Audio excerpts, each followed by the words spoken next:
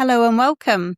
I'm Vicki Hodges, your Fully Told podcast host. This podcast brings together lived experience and expert insight to create open and honest conversations around endometriosis and infertility. Every story shared is to help others feel seen, challenge stigma, build empathy, and support advocacy. So whether you're listening for yourself or someone else, thank you for being here and welcome to Fully Told. Hello and welcome to another episode of Fully Told. I'm Vicki Hodges, your podcast host, and today I am joined by the wonderful Priyanka. She works in the health sector, but she's had her own journey with endometriosis and adenomyosis. It took her 13 years to get her diagnosis for endometriosis and 14 years for adenomyosis, something a lot of you will resonate with. And also she's experienced medical gaslighting, and she's here to talk about how everything she's been through has shaped who she is today. So welcome. Great to be here, Vicki. Thank you. It's lovely to have you. I'd like to start by asking you, what did you want to come on and share today? What is the main motivation for sharing your story? So I think there's real power in sharing one story about the journey that you go through. So many women have a very similar experience to mine, and a lot of younger women are also having the same experience that I am having, and we need to change that. And the only way we're going to change that is if we sort of, share our stories, get people aware of what this condition is and the impact it has on our lives. And as somebody of South Asian descent as well, our voices are very rarely represented in these kind of spaces. So as somebody who also works in patient and public involvement, part of my role is to champion the lived experience voice. And I think being on the other side of it as somebody who does have lived experience myself puts me in a really good position to do that. Yeah, a really powerful position. And I guess coming from two sides where you're living it and you're also working with it, and you are seeing women coming in and telling you the stories, and that must bring up a lot for you. How do you manage kind of balancing the two sides to what it affecting you personally and then working within that space? It's really empowering. It's just the issues that women face when it comes to endometriosis and adenomyosis are actually also quite similar in other conditions as well. So when I speak to people who have lived experience of other health conditions, it makes you feel less alone in your own experience. There are other people who experience like delays in diagnosis, misdiagnosis, lack of treatment options, lack of management options, which is all very true for a lot of women's health conditions as well. So it helps to build a rapport, and it makes me, I think, quite good at my job and being able to relate on both sides. There is a real sense of camaraderie in sharing your experience and feeling that you're not alone in it. And it is something that a lot of people go through. Yeah. Do you want to start by telling the listeners a bit of your backstory about when did you first notice symptoms or have that kind of feeling something wasn't quite right? Yeah, so I started my periods when I was 11, and right from the beginning, they were horrifically painful and very heavy. So I was quite lucky in the sense that I only ever experienced symptoms around the time of my period. So a few days before, I get very low mood and extreme fatigue, and then the pain starts the day I start my period, and it would last for about 5 days, and then the actual period itself would last about 8 days. So quite a long time. Yeah. And that pain I carried with me from the age of 11. My periods were very regular, every 28 days. It was kind of going through the motions. And I first went to my GP when I was 11, explaining what was happening. They gave me tranexamic acid and mefenamic acid. And I sort of stopped taking it and then just sort of relied on ibuprofen, and did that for years until I started uni, and I was like, this can't go on. I can't keep living like this. So then I went back to the GP, and they put me on the combined pill, which actually worked really well for a couple of years, until it started giving me migraines, so I had to come off that one. And then I was referred to gynecology. We had a lot of back and forth for a good few years in secondary care, where he just kept saying, try this contraceptive. And in the end, I couldn't tolerate any of them. And he said, okay, so what do you want me to do about this? I said, well, can you do the investigation, like do the surgery so we can understand what's going on? And if it is nothing, then at least I can say to myself, we've gone through everything and there's nothing there. And then on the day of the surgery, so I actually got my surgery date 2 weeks in from me starting my first full-time job after graduating from uni. So it couldn't have been a worse time to receive a diagnosis. So I remember waiting on the ward, ready to go into theatre, and the gynecologist said to me, "So we don't think there's anything there, but seeing as you're here, we're going to do an investigation." Well, yeah, that is why I'm here. And then I came out on the recovery ward, and he walks up to me and says, "Okay, so you've got endometriosis. Your left ovary is attached to a pelvic wall." And then he walked off, and I was like, You've literally told me hours before that you're not going to find anything. So mentally, I have prepared for you not to find anything. And up until that point, nobody had mentioned, oh, this might be endometriosis. And it was in that moment of like, I realized how much I internalized the pain that I was experiencing for years, every month. And I felt like it was my fault. That why can't I tolerate this pain that seemingly every woman goes through every month? Like, why do I find it so difficult? And I just felt really kind of upset for myself. It turned out that there was this thing inside me that was making me feel this way, and it wasn't my fault. And it sort of felt like I had to rewire my brain into fully accepting, like, there's this thing that's causing it, and you're not weak. This isn't your fault. And I still don't think I've fully got my head around that yet. And it's been a couple of years now. So that was a huge shock. And after that, he said, okay, maybe we can try this drug, Dynagest and various other contraceptives, which all failed. And he said, okay, I'm going to refer you to a specialist. And when I got a specialist appointment, it was about 12 months away. So I had to wait a year. So I decided to go privately. So I saw the consultant and we talked a little bit about what endometriosis is and what that might look like. And he organised a ultrasound, which I had also done privately. And that ultrasound also revealed that I had adenomyosis. Mm-hmm. And the doctor who performed the ultrasound said that I have a lot of it for my age. So I was 25 when I was diagnosed with adenomyosis.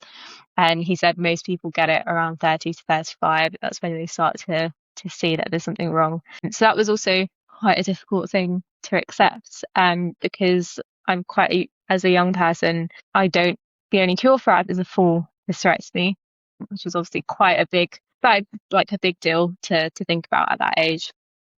And then off the back of that, I managed to get a surgery date on the NHS a month later in February, where they removed all the endometriosis. So originally, we all thought that only my left ovary was affected. Yeah. And then once I came out of surgery that in February last year, they found that it was everywhere. So I had it on my right side, I had it on sort of the front bit as well. So it was quite a lot. And I woke up with 4 incisions and was very confused as to why are there 4 cuts in me.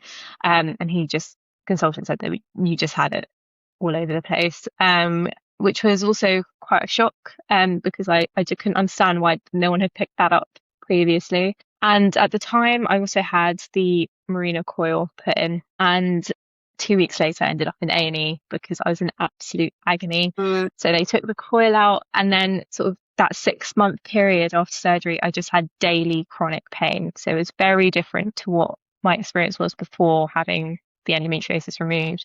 And it's only until sort of January this year in 2026 have I started to notice a difference in my period pain. It's a little bit more manageable and it's more responsive to the anti-inflammatories, so the mefenamic acid and tranexamic acid I use to manage it. And so it's been one hell of a journey, and the last 2 years have been incredibly difficult. We're also trying to navigate the workforce for the first time. You're also trying to, on top of that, navigate 2 diagnoses that seemingly come out of nowhere. You're trying to rewrite your brain into thinking that, this isn't your fault, and accept that you've literally been gaslighted by the people that should have cared for you and provided the support that you needed. And this goes all the way back to when I was 11. I remember going to the school nurse for the first time and saying, I'm in so much pain.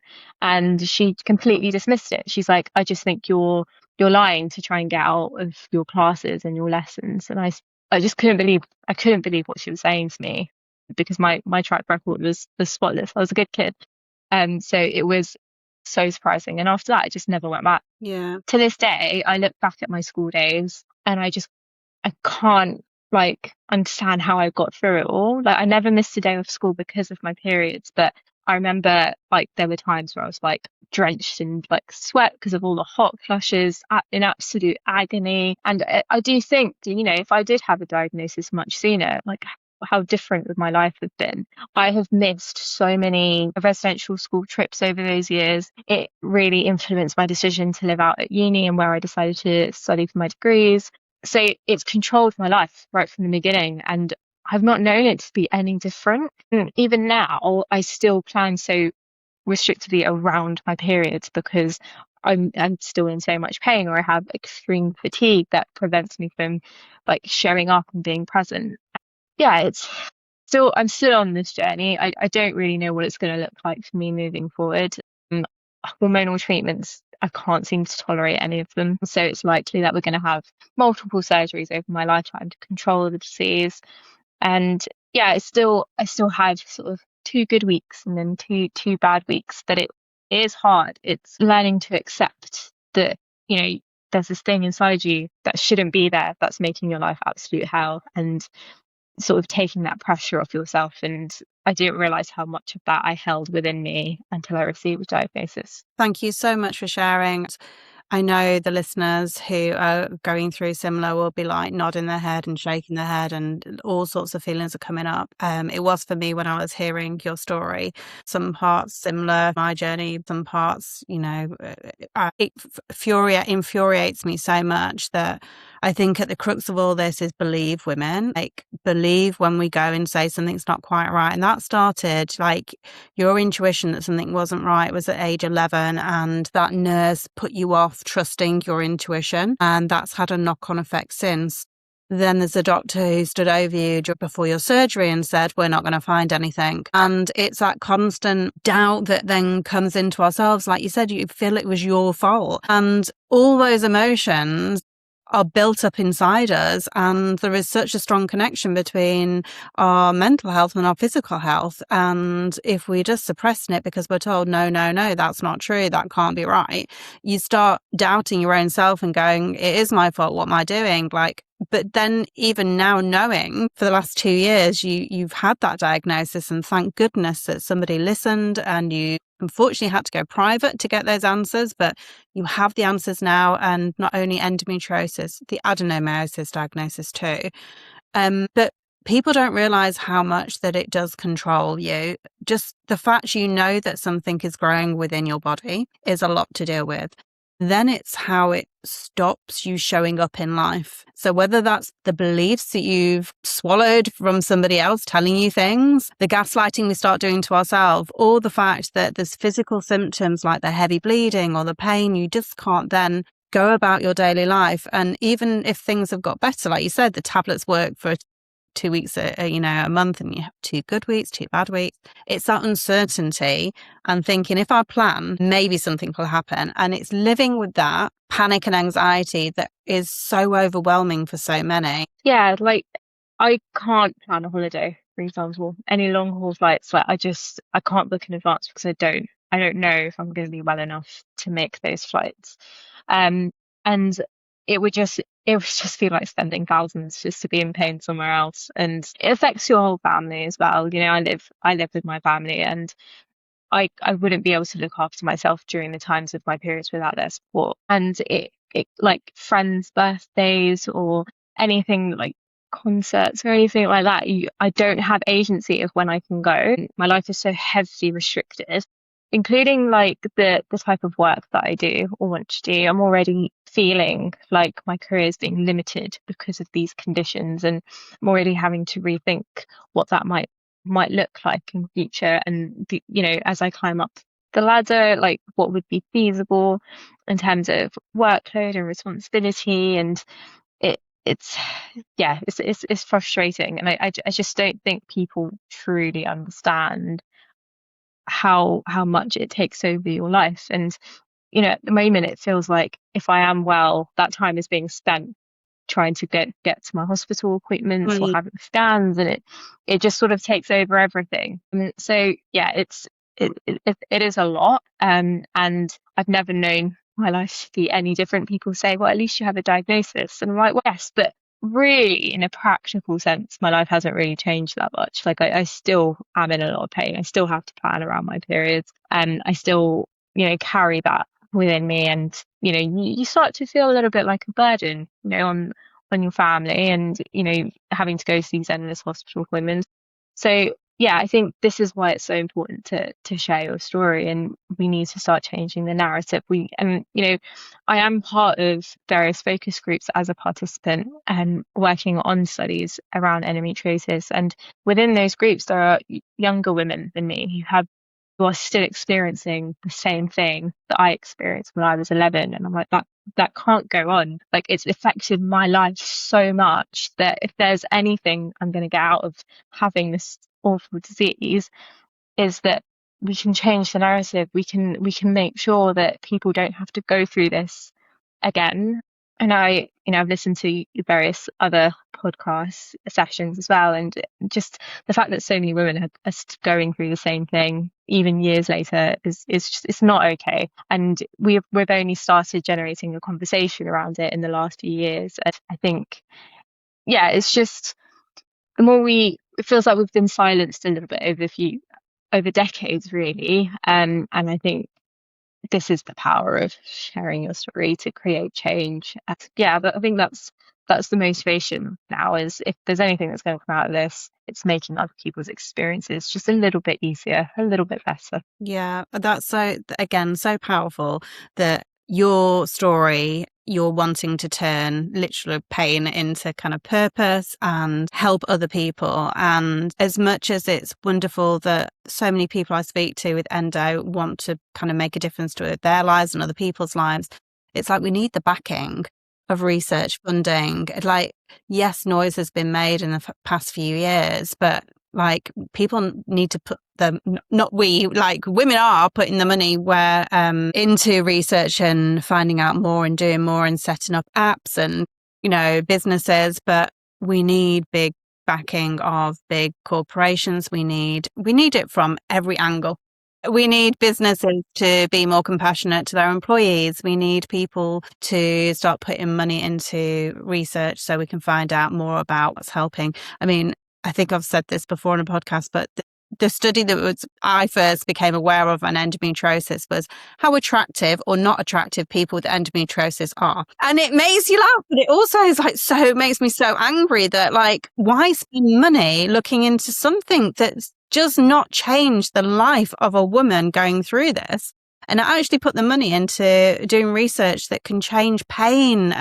You've said before, it's like all consuming, it's overwhelming. It can become our identity. We can't plan. It affects so many areas of our lives. And when it becomes so much, it's more than just a bad period. And we need to start treating it like it is, and, like you say, not be silenced anymore. So yeah, the more people we can have on, I call it a movement, get behind sharing, raising the voice, and yeah, trying to get others to back us at the same time, because we all have to do it together. It's not just the endo community that is fighting for this. We need allies on board as well. Yeah, for sure. I frequently share my story on LinkedIn, and actually, since I started doing that a couple of years ago, people within my network already reached out to me saying I have it too, and I had no idea. It's, again, that is the power of sharing your story, like the realization that you're not alone in this endless battle.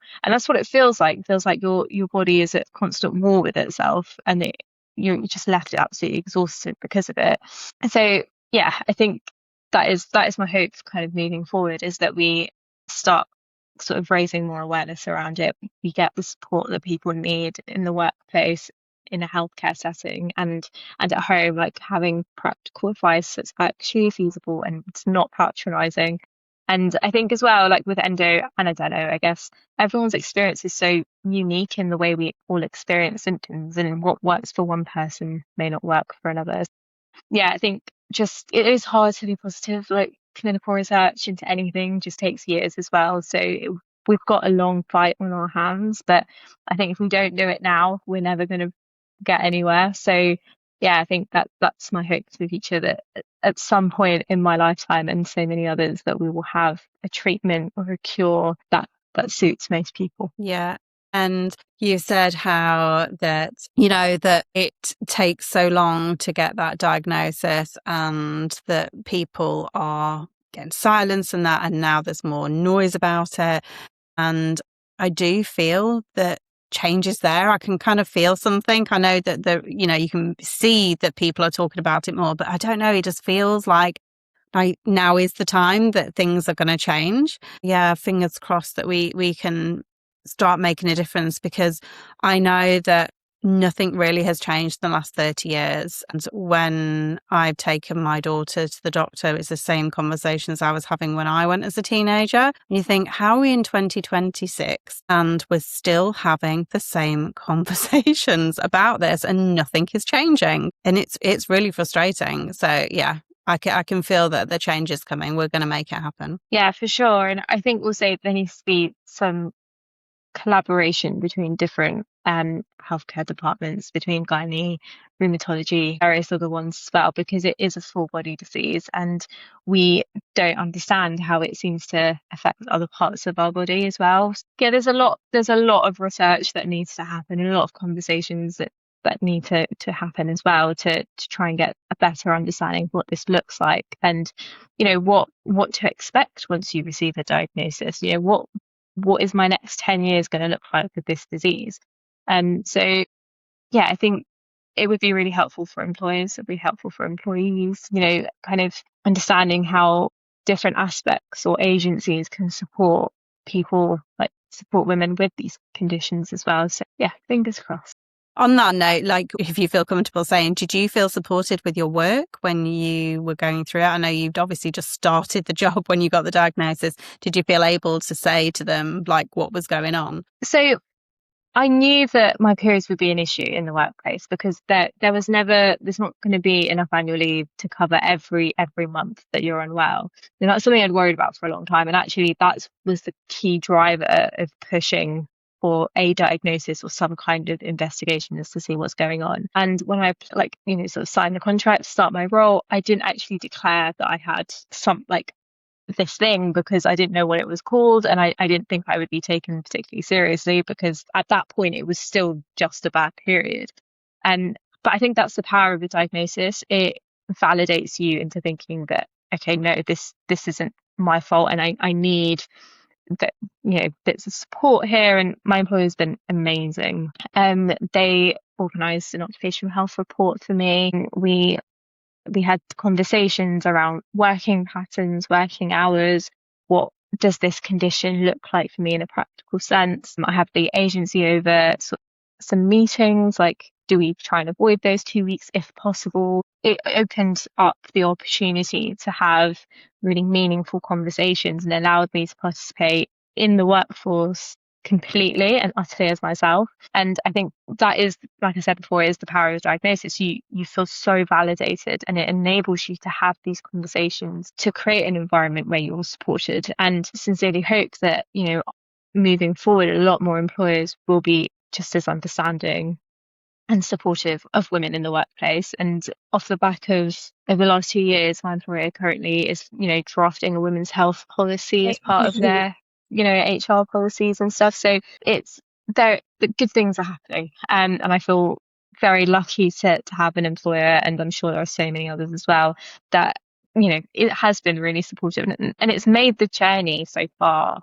a lot easier to deal with. And kind of accept where I am and where I want to go and what could potentially look like moving forward. Well, that's so good to hear. I love it when organisations are supportive, and not only is it helping you, it's helping them as well. So win-win.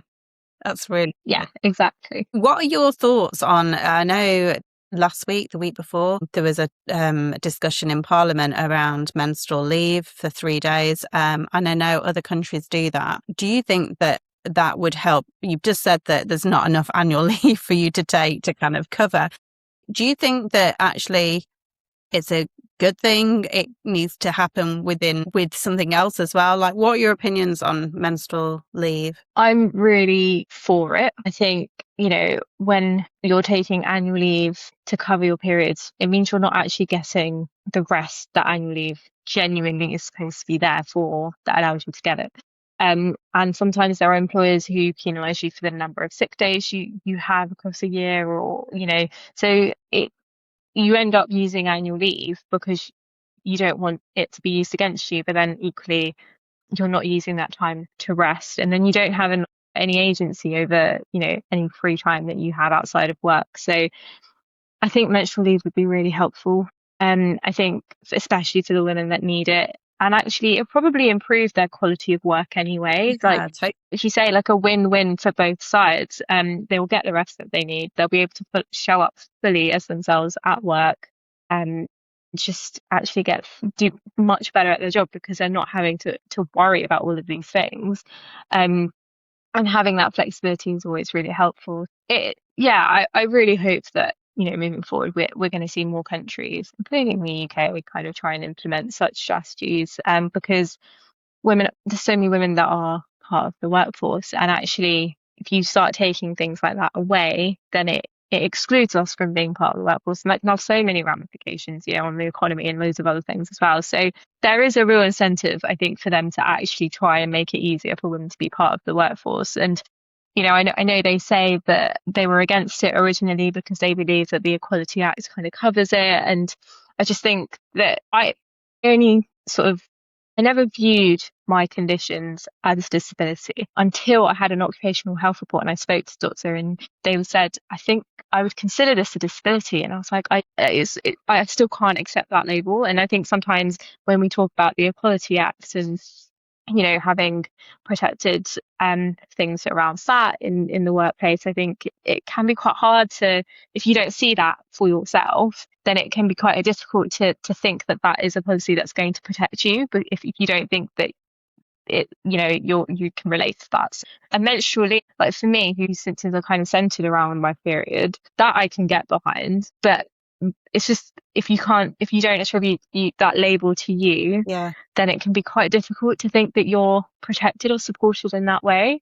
So I think it's different for everyone, and of course everyone's symptoms are really different, and the disease looks different to everyone. But I think that for me, I really struggle with that label of, no, endometriosis and adenomyosis can be considered a disability for me, because I think it's because I get 2 good weeks. So it just doesn't feel like it's limiting me that extensively. So I think a menstrual leave, having something separate would be beneficial for a lot of people, and particularly, especially for when you're at school, when you're at uni, that can be a really beneficial thing. And that is ultimately the power of a diagnosis as well. Like, even if you don't have a diagnosis, you can still use that menstrual leave, like when you're in the interim of receiving one. So I think it would be really helpful. All right, that is the difficulty, isn't it? Like you said, that it's having the diagnosis. And I know Endo UK has just published their new research that shows it's like 9 years now for a diagnosis, so it's actually taking longer. And in some communities, it's 11 years. It's first of all, no, you feeling like you have to know for definite you have a diagnosis given to you when you know all along what's happening with your body, but you kind of think you need a label to be able to then be able to be entitled to something. And what you said there about disability, I know I and many other people feel the same. It's like, well, I can function like a lot of the time, but when disability is classified with menstrual health as it impairs your life and ability to do certain activities throughout the month, it doesn't have to be all the time. And I know menopause got put as part of that through women that went to court against their symptoms of menopause. And it's the same. If endometriosis is affecting your life and impairing it, so you can't go around daily activities, whether that be 2 weeks out of the month or all of the month or 3 days of the month, that is disability, because it's not enabling you to participate in life fully. And I think it's really key that by like Mother Pucker Anna, she has fought for more than 10 years for flexible working. And that is for all women, but mainly like if you go back after having a baby, that people think you can't work from home because you don't work properly. And it's all these outdated stereotypes about working from home or flexibility, or why should one group of people get favoritism over having a certain way of working. Helps everybody by small little adjustments, by saying, I had really, really bad pains all yesterday and I'm so fatigued. Can I just work from home tomorrow?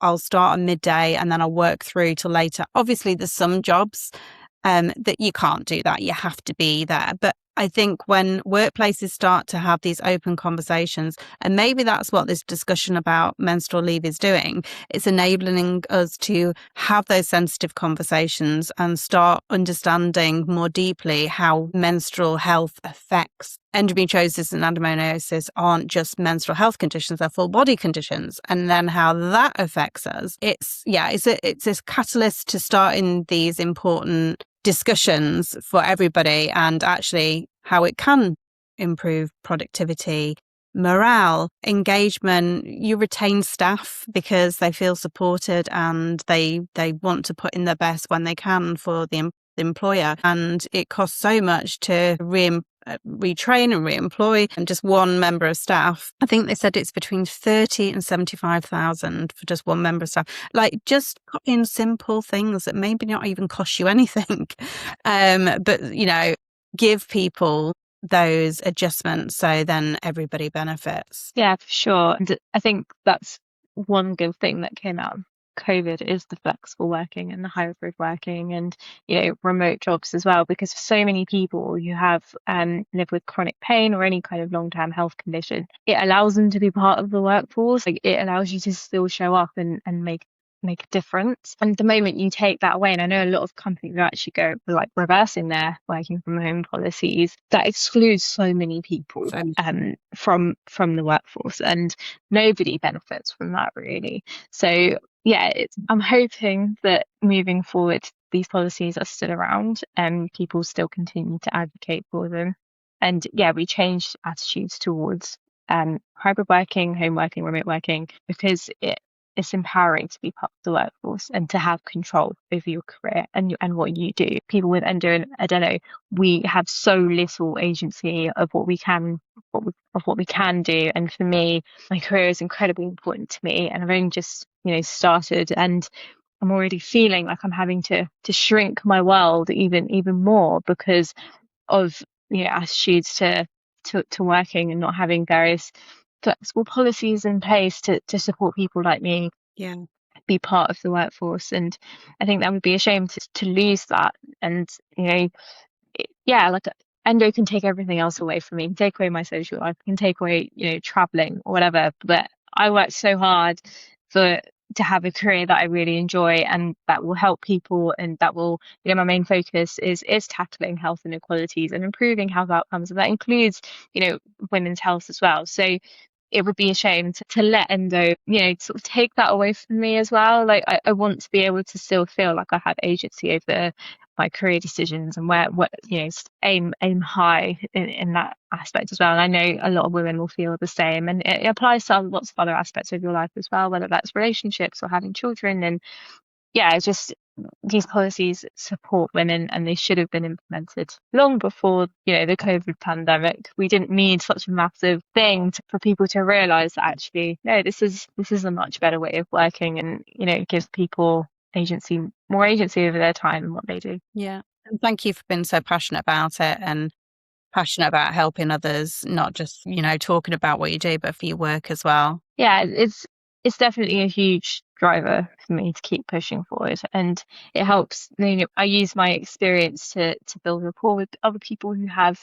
endometriosis and adenomyosis, but also lots of other health conditions and people who live with chronic pain. And, you know, at the end of the day, any kind of health condition that negatively impacts you is going to have a hold of you. Yeah. And I think we're stronger together. And yeah, I think sometimes it can be hard to remember that there are the people like you who are also struggling with this, and that you don't have to do it alone. That's a really positive way to end this conversation, is you don't have to do it alone, and we're stronger together. I think those are two really key messages. If there was one main takeaway message that you want people to leave after listening to this podcast about your experience, or something you want to share with them, what would that be? Probably exactly that you're not alone in your experiences.